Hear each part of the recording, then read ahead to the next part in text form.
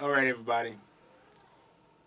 So, it is the Sunday after the Mayweather-Pacquiao fight.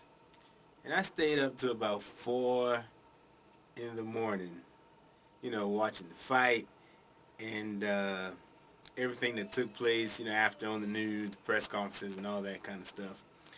And for those of you wondering, because I can tell someone's wondering,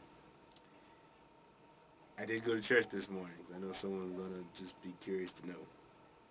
I don't know how much, and I enjoyed myself thoroughly.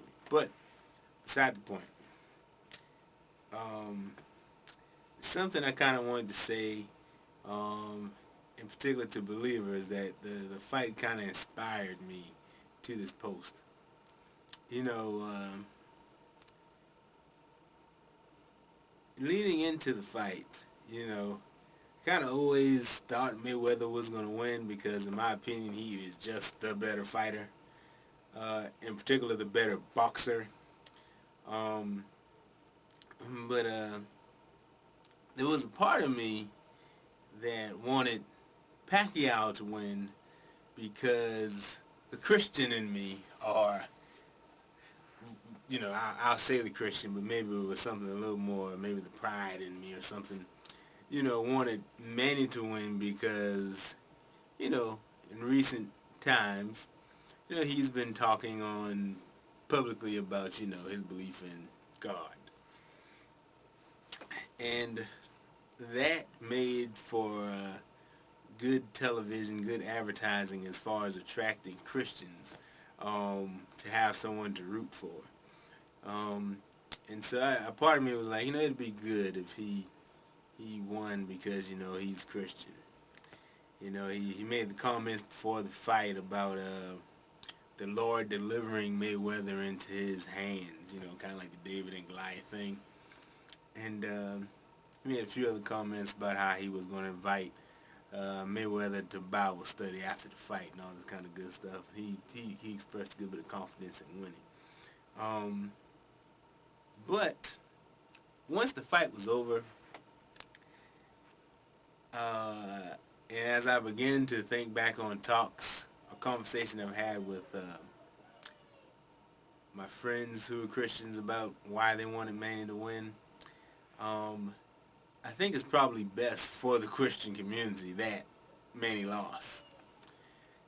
Because in reality, a lot of us, not saying everyone, a lot of us didn't want Manny to win more so because we thought it'd be a great sign or a great thing for Christ to see a Christian beat someone we believe to be a non-Christian up.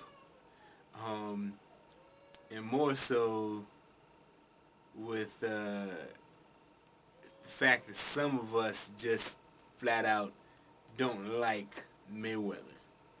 Whether it be because we don't like him as a boxer, or we don't like him, his cockiness, the way he sells fights. We don't like things in his personal life, And and after the fight, what I realized is what we would have had happen was Christians and people who were really just full of hate standing arm in arm celebrating the same victory. Last night on social media, or this morning on social media and Twitter, those are only two really social media things I do. There were a lot of posts flooded with the N-word and other racial derogatory slurs that people use that are equivalent in their culture or their native tongue towards Mayweather in regards to their disgust at his loss. And I can guarantee you, had he won, the same type of derogatory language would have been used in celebration of his losing. And at the same time, in parallel to that, I fear what we would have had happen were Christians who were also, maybe for a different reason, maybe not in all cases, celebrating another man's, what we would have considered his punishment. or another man's loss, another man's beatdown, and not only that, but identifying that as a victory for Christ, you know.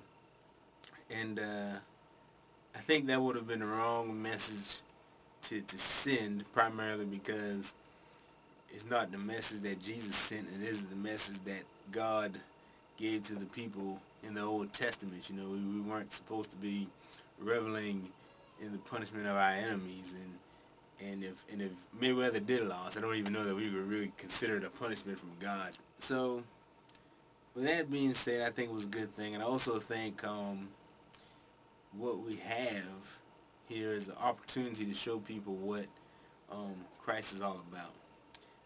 There is a portion of Christianity that's about the public, display of, of preaching the gospel and preaching it accurately and representing it accurately. And there's also a real big portion of it called love and called forgiveness. You see, leading up to this fight, some of Manny's comments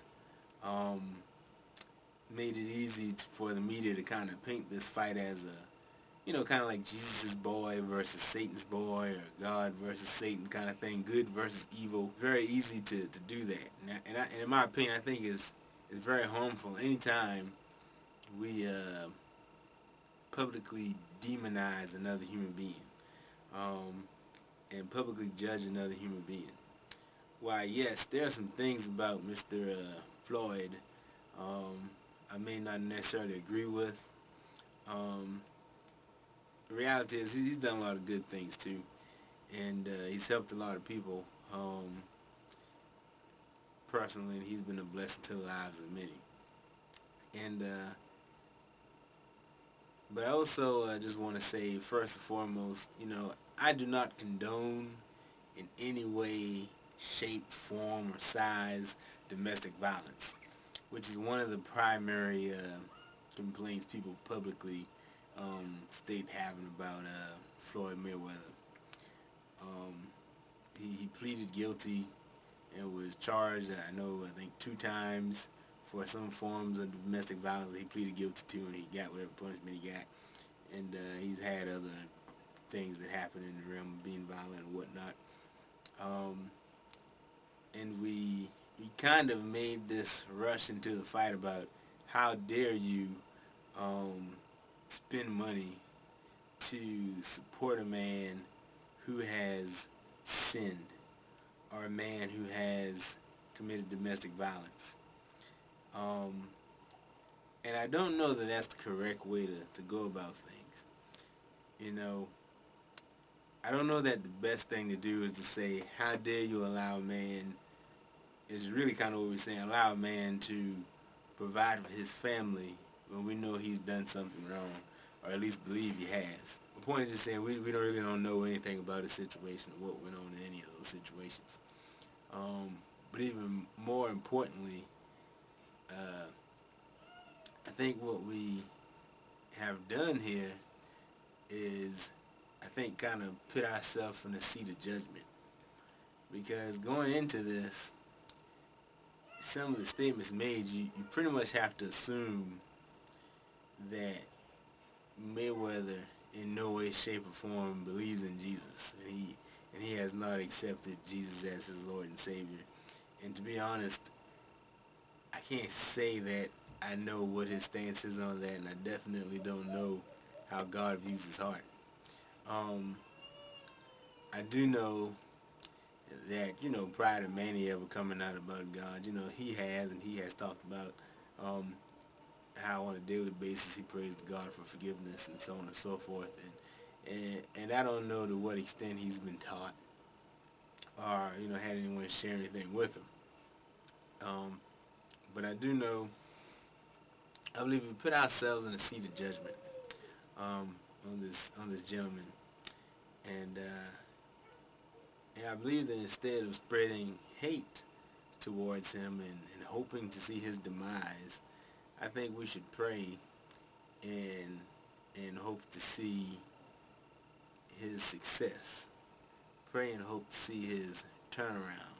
pray and hope to see him not only be able to take care of and provide for his family, but also, if indeed, you know, he hasn't accepted Jesus, and, making an assumption here, because he may have, and Jesus is working on him in a way that, maybe a little too slow pace for us, but just right for him. But let's just say he hasn't, for the sake of this argument. If he hasn't accepted Jesus, if he doesn't believe that someone out there has died for his sin, or died for his sins a long time ago by the name of Jesus Christ, we should be praying that, I know he's done some things I may not be pleased with, but God, through you, I know you can turn it around. I know he's an influential, intelligent man, who has not only amassed millions for himself, but millions for pretty much everyone who does business with him, including his opponents in the ring, such as Manny Pacquiao. God, I pray that those talents and those abilities be something that we can find a home for in the kingdom of Christ, that we can find a home for in the world of winning souls. And I believe if we took to social media as Christians and we spent more time uplifting the good, and especially not seeking the demise of others, and allowing people to see love. I'm not saying say sin is okay, or be on the bandwagon of pro sin and all this kind of stuff. That's not what I'm saying. But what I am saying is I think people see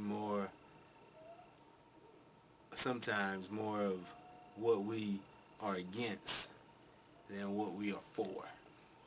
And I think we need to do a little better job showing people what we're for and what we are about, instead of what we are not about.